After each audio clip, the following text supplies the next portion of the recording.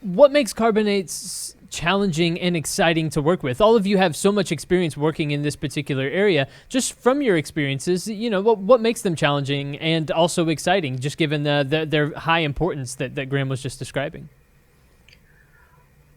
I think carbonate rocks are exciting to work with because they're not simply moved around by water and wind. So we think about these physical, chemical processes that play a part in a lot of what we call siliciclastic rocks, the quartz sand that we're used to seeing. But carbonates are exciting in my mind because there's this whole other component, this biological component that plays a large role in how they are formed.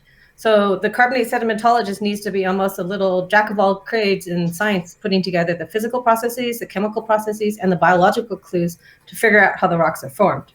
And so now we can take a clue from the modern day carbonate rocks. When they form, they're very large in size and aerial extent. So for mineral and petroleum exploration, the prize of finding one of these very large accumulations it's a great prize. There are times where we see the average carbonate can be 3 to 5 times larger than a siliciclastic reservoir. So there's a high reward if we can find one of these things. But as I just mentioned, with these other processes, and especially the biological process, it's a little bit harder to predict. There's a wider range of possibilities of how they could turn out, and therefore a wider uncertainty in predicting where to find the good reservoir quality, especially in the subsurface environment. Yeah, and it's with this uncertainty that's the key challenge for all of us working in carbonates. Basically, it requires the right expertise and the right data to make it work. Carbonates, from a geophysical perspective, they're generally higher in density than other sedimentary rocks, and so generate a significant gravity and FTG anomalous responses.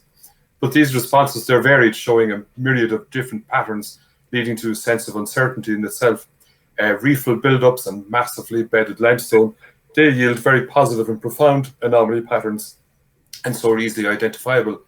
Then you look at karstified areas, and they also show clear anomalous patterns, but they tend to be rather more chaotic in appearance. But yet you can discern a good map and discern good shape and form information from that to help reduce that uncertainty.